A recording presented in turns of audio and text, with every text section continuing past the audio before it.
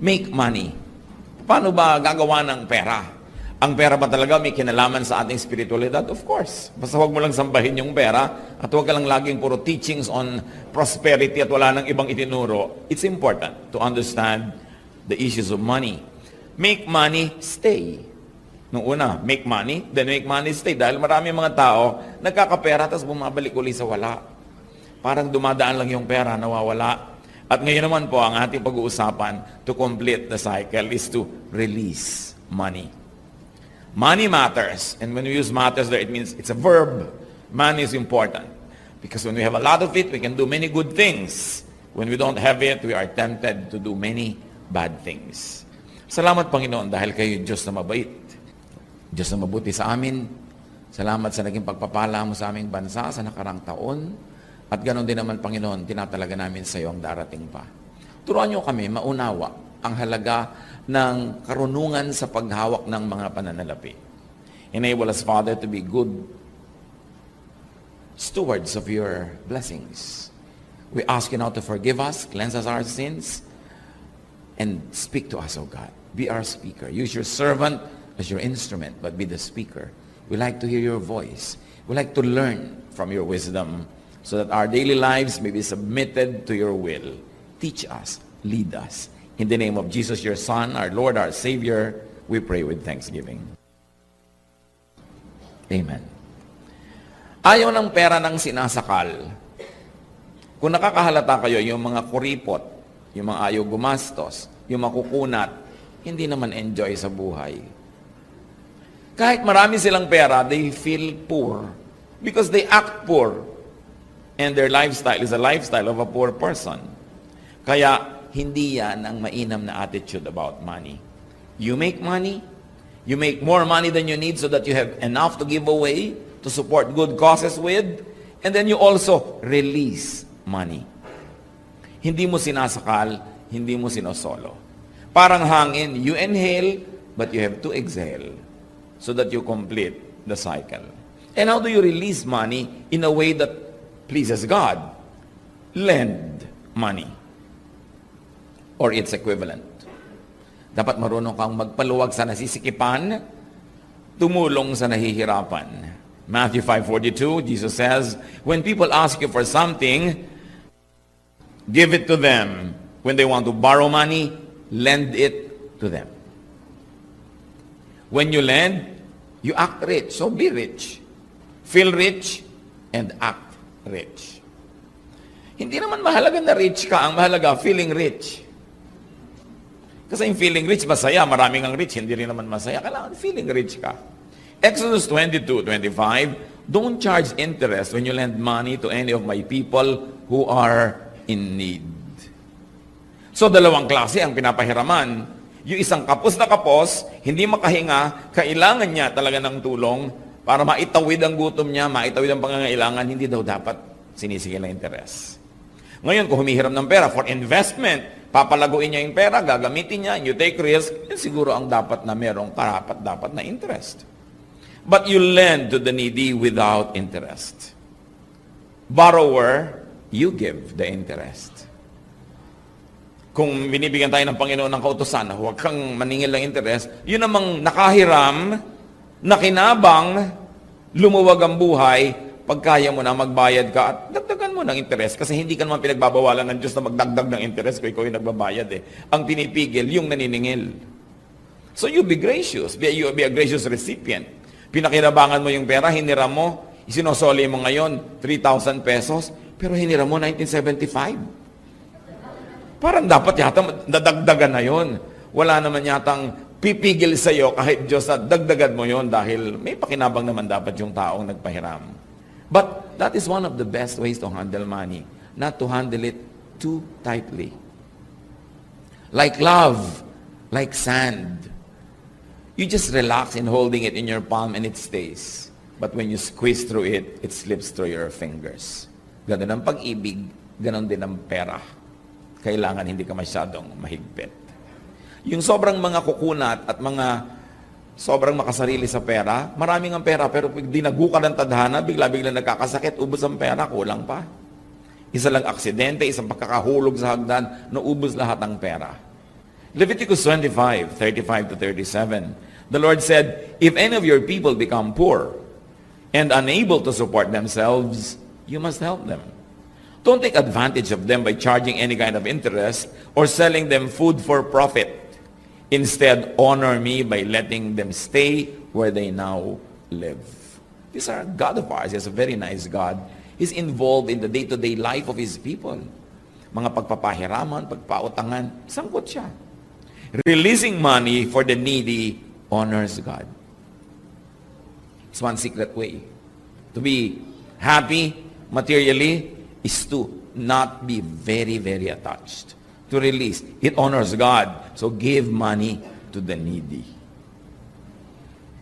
And when God is honored, can you be too far away from being blessed? Who can stop God from blessing you if God wants? Who can force God to bless you if He doesn't want? So you want a blessed life, spiritually, emotionally, materially, unahin mo muna na bigyan ng Diyos ng kasiyahan. Proverbs 3:27 to 28, "Do all you can for everyone who deserves your help. Don't tell your neighbor to come back tomorrow if you can help today." Alam na ng Diyos yung mga style na maraming tao May darating sa'yo, uutang. May pera ka naman, pwede mong ipautang, pero sabi mo, naku, baka isipin niya, ang dami-dami kong pera, ang dali-dali ko magpahiram, kaya next week na, hahanapin ko pa yung papahiram ko sa iyo. Style. Pero meron naman, sabi sa Bible, huwag mong gawin yan, alam ko na yung gimmick na yan, luma na yan. Huwag mo nang paghintayin yung nangangailangan. Ngayon, siyempre, you also have to protect yourself from very abusive people. Pag nalaman niya talaga ang dali-dali para sa iyo, kung minsan binabaliwala niya, hingi na lang ng hingi, doon ka na lang mag-style. You are not being prevented by Scripture from being wise in your dealing with people who are abusive. But here, deserve. Sabi, those who deserve your help. Deserve can mean those who genuinely are needy or those who worked for it. Dalawang klaseng tao ang deserving na bigyan natin ng pera. Yung talagang walang kaya, nangangailangan ng tulong lang, awa mo lang, at yun namang, pinagtrabahuhan niya yun, deserve niya yun. Sweldo niya yon, ibigay mo na, huwag mong paghintayin. Merong mga amo, grabe kalupit sa kanilang mga household staff. Pag magbabakasyon si Bining sa probinsya, yung last 2 months hindi ibibigay. Pagbalik mo na Bining, para daw makatiyak siyang babalik. Kailangan niya ng pera Magbabakasyon nga siya, marami siyang gagastusan, but so many people are so hard-hearted, and do you think God does not know it? So release money to the needy in a timely manner. May kasabihan nga tayo, aanim pa ang damo kung patay na ang kabayo. Kailangan tama yung timing ng pagre-release ng mga bagyan. Isipin mo na lang, kung ikaw nangangailangan sa Diyos, kailangan mo na, gusto mo ba ang sagot pa ni Lord next week? Di ba? Gusto mo, now na. Ngayon na, agad-agad. So, ganun din dapat yung treatment natin sa ibang tao. How you want to be treated by God is the way you should treat other people. Psalm 15:5. They lend their money without charging interest, and they don't take bribes to hurt the innocent. Those who do these things will always stand firm. Akala nung iba, to stand firm, dapat marami kang savings. Dapat marami kang property. Dapat mataas ang position mo. Ang sinasabi ng Psalm 15:5, you want to stand firm? Be nice to people who are needy. Huwag kang mang-api. Tumulong ka sa nangangailangan at Diyos ang magpapatibay ng katayuan mo sa buhay. Releasing money for the needy earns blessings. At hindi lang material blessings, even the capacity to enjoy the material blessing. Because what will you do with material blessing when you're too sick to use it? Or too unhappy to use it? What will you do with vacation money? Kung nag-aaway naman kayo mag-asawa at nagkakawasak-wasak kayong pamilya, sinong kasama mong magbabakasyon? Psalm 37, verse 26, they gladly give and lend, and their children turn out good. Parang hindi natin nabasa kahit sa ang manual on how to raise children, yung kasama pala yung pagpapaluwag sa kapwa, pagbibigay at pagpapahiram, nagkakaroon bigla ng epekto sa mga anak mo. Either it's a miraculous, instantaneous miracle, or because your heart is so good, to the point of being able to lend and give to people, naturally you will raise good children. Because out of the goodness of your heart, everything else will become correct. But what is important is this: the children of those who release money to the needy get blessed. So kung bingi ka sa pangangailangan ng kapwa, nagtitengang kawali ka sa kanilang mga daing, mga anak mo rin apektado. Kung mabait ka, matulungin, anak mo rin ang nakikinabang. Psalm 112 verse 5, life will go well for those who freely lend and are honest in business. Sabi ng iba, kailangan matalino ka, kailangan lamangan mo yung kapwa. You know, the so-called wisdom of the world is not the wisdom of God. Baligtad eh. Sa Diyos, habang nagbibigay ka, lalo ka nagkakaroon. Ang worldly system ang tinuturo sa'yo, maging masarili ka, maging sakim ka para ka magkaroon. Totoo, up to a point, nagkakaroon ka. Pero, kaya mo ba? May capacity ka ba to enjoy what you have? Remember, it's not how much you have that makes you rich. It is how much you are able to enjoy what you have that makes you rich. Kaya pinag-uusapan ka natin, to be rich or to feel rich. Give money to the deserving. That is important. Not only to the needy. Kuminsan mali rin yung you're always giving to the needy but are not deserving. Sino yung needy na deserving? Yung ginagawa naman niya ang kaya niyang gawin, kaya lang talagang ngayong panahon na ito, napatapat siya sa wala siyang magawa. Yung nagsisikap naman siya pero hindi pa siya nagtatagumpay. Nagtatrabaho naman siya pero hindi pa siya kumikita. Or meron siyang sakit. O meron lang siyang mga pansamantalang sagabal para siya kumita. Pero yung laging palamunin, yung laging nakaasa, yung pati pang load niya, 50 years old na, hinihingi pa sa nanay, hindi yung deserving of help. Yung mga kamag-anak na walang binibilang, kundi naiipon ng OFW relatives nila, yung mga kamag-anak na ang tamad-tamad, hindi nagtatrabaho, tapos hihingi pa ng hihingi, gusto pa laging bago yung damit, bago yung sapatos, hindi kayo dapat nagbibigay doon, hindi yung deserving of your help. Pagkukonsinte ang tawag doon. So, dinidifferentiate natin mga kapatid how you give. You don't just recklessly, randomly give, but you give wisely. Because you don't have infinite resources to give away. So, pinipili mo rin, itong kamag-anak ko na to, bakit ito nangungutang? O gusto magtayo ng tindahan? Ito bakit nangungutang? Gustong bonggang debut ng anak? Sino palagay mo dapat mong bigyan dyan? Dapat yung marunong magsikhay, marunong magtrabaho, marunong mag-invest, at marunong din mag-save. Yung tinutulungan mo, paminsan-minsan lang, hindi yung dahil kung nakakaasa sa'yo, hindi na magtatrabaho, aasa forever. Hindi yan. You give money to the deserving, not only to the needy. And among the needy, you choose who is justifiably needy and who is not. Very especially, if you are employers, give money to your deserving workers and employees. Luke 10:7, the worker deserves his wages.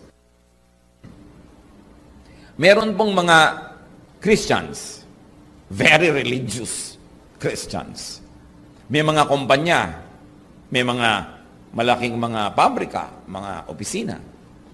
Ang galing-galing magregalo sa mga pastor. Ang galing-galing magregalo sa mga missionary, ang galing-galing magregalo sa mga churches, pero yung mga sarili nilang mga empleyado, nakatulong nila sa pagtatrabaho araw-araw, sobrang tinitipid. Tama ba yun? Give the money to the deserving.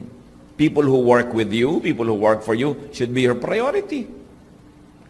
Kaya meron akong alam na kumpanya, ang sama-sama ng loob ng kanilang mga empleyado dun sa mga may-ari. Kasi ang galing-galing talaga mag-charity sa labas. Pero yung mga empleyado nila, ang liliit na mga sweldo. Hindi man lang mabigyan. Kaya tuloy sila halos mainggit doon sa mga ibinabalot nilang mga regalo, hinahanda nilang mga pangregalo kung kani-kaninong tagalabas ng kumpanya. Uunahin ninyo yung mga katuwang nyo sa trabaho. Hindi ko mo meron minimum wage law, ibig sabihin, masaya ka na as an employer na yun ang binibigay mo kung kaya mo naman magbigay pa ng higit doon. Ang mga empleyado natin,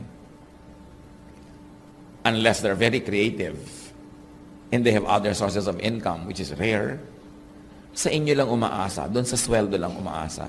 So kung kaya nyong palakihin yun, bigyan nyo sila ng mga benefits, bigyan. Kung ang inyong mga kumpanya ay umaasenso, paano bang yung mga anak ng mga empleyado nyo, i-treat nyo man lang ng bakasyon, ng ganito, ng ganun, o meron kayong mga scholarships? Because they depend 100% on what you give them. So how can you not give them more? Especially if God blesses you. Napakahalaga to be generous. And pay laborers on time. Kawawa naman yung mga nakikita nyo kuminsan sa TV pagka news, yung Noche Buena na, December 24, 8 o'clock na ng gabi, nagra-rush pang mamalengke kasi doon lang nakatanggap ng sweldo. Bakit naman hindi aga-agahan yung pasweldo sa mga empleyado para makabili naman sila ng kailangan nila ng maaga, kaya tuloy nagkakandara pa silang mamalengke ng huling oras na, kasi doon pa i-release sa mga amo yung sweldo sa kahuli-hulihang sandali. Deuteronomy 24:15, pay their wages at the end of each day because they live in poverty and they need the money to survive. If you don't pay them on time, they will complain about you to the Lord and He will punish you. So daily kung daily talaga yung usapan, weekly kung weekly, monthly kung monthly, pero may pananagutan tayo na ibayad yun sa oras. Mas maaga pa nga, mas mainam para nakakadiskarte yung mga tao. Who else deserves being given money and being released to? Investors. Your stakeholders. Sponsor mo sa buhay, mga nagpaaral sa'yo, tumulong sa'yo nung wala ka, they deserve your help. At hindi dapat nililimot ang mga yon. Maraming mga anak, pinaghirapan ng mga magulang na itaguyod, pag-aralin, pero nung nag-asawa, nalimutan na yung mga magulang. Ang inatupag nila yung asawa at yung mga sarili niyang anak, na para bang nakarating siya, nasararating niya mag-isa, parang wala nang tumulong sa kanya para makarating siya doon. Dapat lumilingon ka sa lahat ng pinagkakautangan ng loob, because God loves people when they are grateful. When we express our gratitude. Everybody who has helped you in the past is worthy of your free will giving whenever you have something to give. How else do you release money? You pay. And very importantly, as a citizen of your country, pay taxes. 2 Chronicles 31:5, as soon as the people heard what the king wanted, they brought 1/10 of everything they owned, including their best grain, wine, olive oil, honey, and other crops. And they gave it to the king. You pay taxes to your human government. Hindi yung gusto mo gumamit ng kalsada, gumagamit ka ng tulay, pinaglilingkuran ka ng gobyerno, ng bayan, tapos wala ka naman binibigay. At ibig mo na agad maging senior citizen ka para magkaroon ka na ng 20% discount, less VAT pa, 32 na yun. Yung pala hinabahaba ng buhay mo, wala ka na ibayad na buwis ni kasi katiting. Tapos gusto mo pa marami kang discount. You think of being a good citizen. Kailangan you give back to your country. You give back to your community because you were nurtured by this country. Kahit pa nga sa iba ka na nakatira, dito ka naman natuto, dito ka naman lumaki, dito ka nakapag-aral, huwag mong nililimot ang mga pinanggalingan. Especially when you have the capacity to help. Matthew 22:21, the emperors, they answered. Then Jesus told them, give the emperor what belongs to him and give God what belongs to God. Yung tanong ni Jesus. So niya, kaninong mukha ba itong nandito sa barya na to? Yung mukha po ng emperor. Kasi ang tanong sa kanya, dapat ba tayo magbayad ng buwis sa gobyerno? Of course, it was a very tricky question because during the time of Jesus, the government was under Roman colonial rule. And many patriotic Israelites thought that it was not correct to pay taxes to this government because it was a foreign government. But Jesus said, sino ba kaninong mukha ba yung nasa barya na yan ang perang umiikot dito sa ating bayan? So yung mukha po ng emperor, di bigay mo sa emperor. Give to the emperor what belongs to him and give to God what belongs to God. So even Jesus encouraged people to pay taxes. Because without proper taxation and governance, there will be a breakdown in society. There will be no function of the police force, of the judiciary. There will be chaos and we'll go back to the cave. That's why it's important to be supportive of your government. Romans 13:7, pay all that you owe, whether it is taxes and fees or respect and honor. What else do you pay? You pay your tithes to the divine government of God. Maraming mga umiiwas yan sa issue ng mga taxes na yan, but at least once a year, it must be clearly taught. Because the teachings on tithes is as biblical as the teachings on salvation. They are the same in the Bible. Genesis 28:20-22, Jacob solemnly promised God, I will give back to you 1/10 of everything you give me. Now tell me, lugi ba o panalo si Jacob sa proposal niya? Sabi niya, I'll give you back, O my Lord, 1/10 of everything you gave me. Panalo siya. Because it's only 1/10 of the 100% that God gives him. So anong talo niya doon? Lahat naman ng 100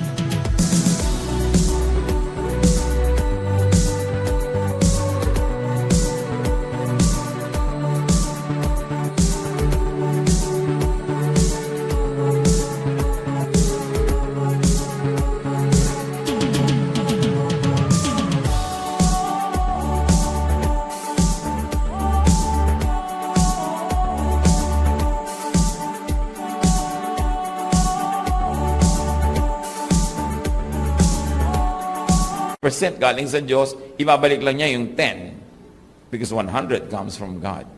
And you give back only the 10. Yung iba magtatanong pa, base po ba sa gross o sa net? Kung alin yung mas malaki, yun ang pagbasihan mo para hindi ka mandaya sa Diyos. Kasi kung napalaki yan, hindi ba niya kayang isole? Pero kung kulang, masakit naman na habulin ka pa ng Diyos at singiling ka pa lalo. God knows His arithmetic. Leviticus 27:30, 10% of everything you harvest is holy and belongs to me, whether it grows in your fields or on your fruit trees. Pati pala mga bunga ng kahoy, ha? Bakit nga naman, ikaw ba gumawa ng lupa? Subukan mo nga gumawa ng lupa. Ikaw ba nagpatubo ng halaman? Subukan mo, kahit itinanim mo yan. Ako po nagtanim, pero ikaw ba nagpalaki? Anong malay mong palakihin yan? Sabi niya, alam niyo ba na ang 10% yan banal, pang akin, hindi pang sa inyo. So don't get it. So God has a formal claim to 10% of all harvests. Proverbs 3:9-10. Honor the Lord by giving Him your money and the first part of all your crops. Then you will have more grain and grapes than you will ever need. This is the interesting thing. It is a command, but it has a promise also. Parang yun tungkol sa mga magulang, honor your father and your mother, and your days will be long in the land. Commandment and a promise. Ito rin yun tungkol sa pagbibigay. Sabi, kailangan parangalan nyo ang Diyos. Ibig sabihin pala, hindi mo pinaparangalan ng Diyos pag nililimot mo ang pagbibigay. Sabi, at pag ginawa nyo yan, lalong dadami ang pagpapala na darating sa inyo. Paying one's obligations to God honors Him and will of course bring more prosperity to you. Malakay 3:8-10, ang gasgas na Malakay, na napakahalagang balikan. You people are robbing me. Robbing me, your God. And here you are asking, how are we robbing you? You are robbing me of the offerings and of the 10% that belongs to me. That's why your whole nation is under a curse. I am the Lord all-powerful, and I challenge you to put me to the test. Bring the entire 10% into the storehouse, so there will be food in my house. Then, I will open the windows of heaven and flood you with blessing after blessing. Kailan ka naman nakakita na ang Diyos sa langit ay nanghamon sa tao sa lupa? Pero ito yun, hinamon niya. It's a challenge. Sabi niya, alam niyo, mga magnanakaw kayo, ninanakawan niyo ako. Mga tao naman sabi, paano po namin kayo nanakawan? Nagmaang-maangan pa kayo.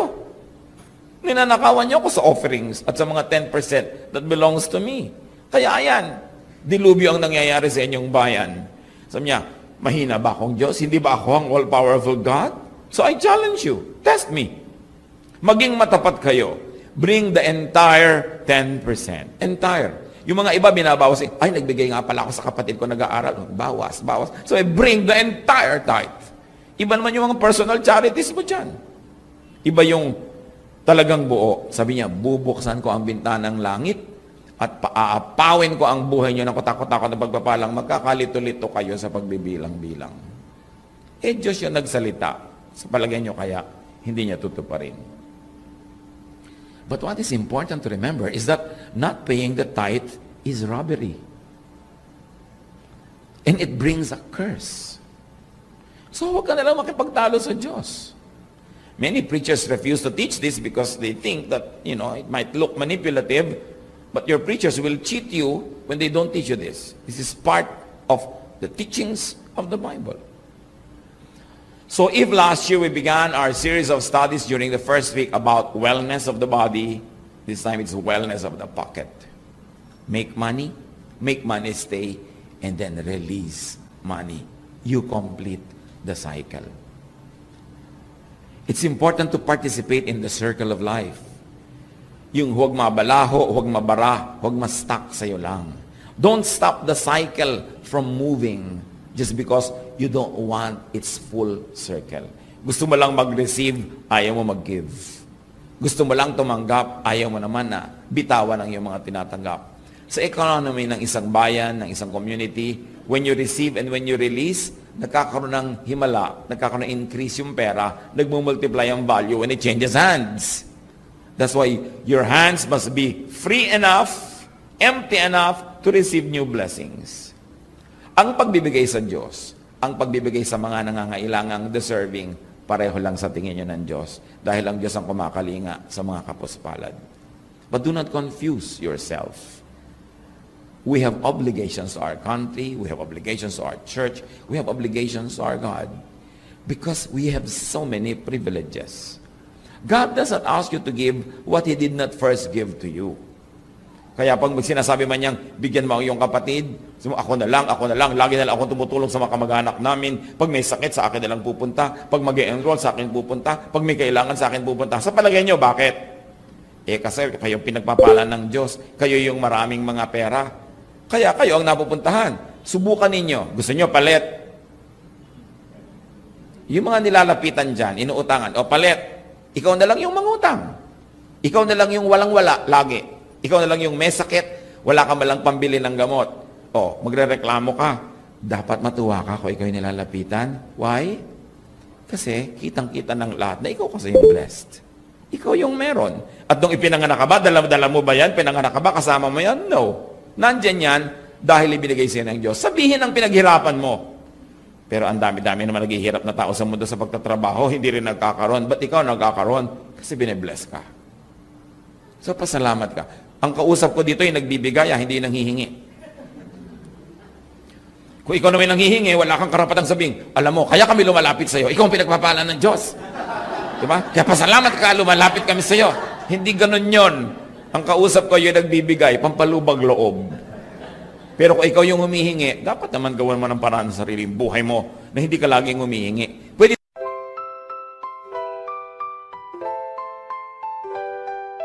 Lakefront breeze whispers your name. City lights dancing in neon flame. Heartbeats quick in a sweet refrain. Your laugh cuts through the summer rain. Electric dreams in your eyes so bright. Bassist grooves with all his might. Holding hands beneath the Willis Towers light. This windy city feels just right. The Navy Pier Ferris wheel spins above as the music takes control, whispers of love. Oh darling, this magic won't fade. Beneath the stars a love parade. With you by my side unafraid. Magic's real, forever will stay. Guitar solo sings sweet serenade. Your voice is honey, love sweet parade. Chicago blues melt away the shade. In your arms, a future we've made. Drums are beating a rhythm so true. Never want this night to end, just me and you. 80s synth keeps the feeling new. Chicago magic forever will pursue.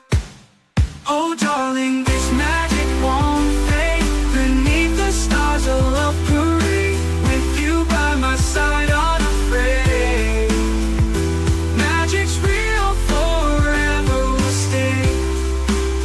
The doggone night, a memory to hold. A love story forever told. In this magical city, our hearts unfold. Chicago night forever will hold.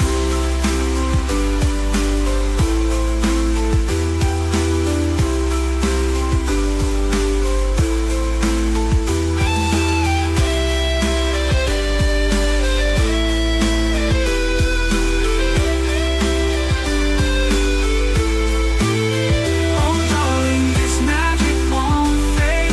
Beneath the stars a love parade. With you by my side unafraid.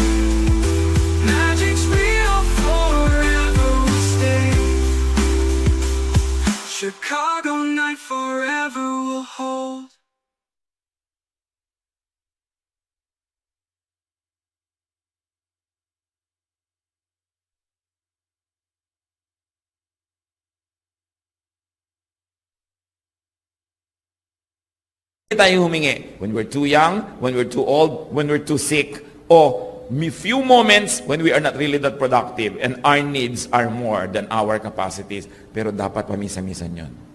Makahalata ka kung laging ikaw na lang ang nangihingi, it means you are not doing well and you're not doing enough and you should do something. Hindi natin dapat patayin yung tumutulong sa atin. Pero yung mga tumutulong, kung sakali man na natitempt kayo mag-isip, bakit kayo na lang ng kayo? Pasalamat kayo. Kasi ibig sabihin, may nakikita yung mga tao na blessing na natanggap nyo sa Panginoon. Huwag kayong tumanggi, lalo't worthy yung binibigyan. Nakatulong sa inyo in the past. Maaaring makatulong pa rin sa inyo yun in the future. Lalong-lalo, kung yun namang ibibigay nyo, hindi nyo naman babawasin sa kakainin nyo ngayon. Ang nakakapagtaka, may mga tao, ang damot-damot sa hawak nilang pera, hindi nila maiabot sa kamag-anak, sa kaibigan, kahit sa stranger na biglang-biglang makakakain siya, gagaling siya, makakapag-enroll siya. Talaga ang laki ng effect sa buhay niya pag binigay mo. Pero ikaw naman, pag hindi mo binigay, idadagdag mo lang sa savings mo. Yung mga old-fashioned mag-ingat, o dito sa kahon ng sapatos ito, o yun, dito sa ganung bag na yun. Ilalagay mo lang naman yun doon. Wala naman talaga nadagdag sa buhay mo. Walang masyadong difference ginawa yung pera sa buhay mo. Samantala ko ibinigay mo, ipinahiram mo doon sa nangangailangan ngayon, isang buong mundong pagkakaiba ang mangyayari sa kanya. Therefore, your money becomes very, very powerful and valuable. Huwag niyong ipagkakait sa nangangailangan ngayon. Yung gusto niyo lang itabi sa mga gilid-gilid at sa mga iba niyo pang account. God takes care of our tomorrow. You don't live wantonly and you don't live carelessly, but there's a time when you are more compassionate than wise about your own needs because it is God who takes care of our needs. At pag nakita ng Panginoon na yung ating paghiwalay doon sa ating pera, yung maganda yung motibo, maganda ang pinuntahan, gaano kahirap sa Kanyang palitan yun. Magtiwala tayo sa Kanya. Sa darating na taon na ito, kung naging generous kayo nung nakakaraang taon, be more generous. Mas lakihan ang puso, mas luwagan ang dibdib sa pagbibigay, and be happy when you give. At tatandaan natin yung lagi kong paalala, huwag magbibigay kayo, tapos papagalitan nyo, tapos sesermonan nyo o susumbatan. Sumama lang ang loob sa inyo nung pinagbigyan nyo, nabaliwala yung magandang bigay. So magbigay ka ng magandang attitude, masaya ka. Remember, hindi ka naman makakapagbigay kung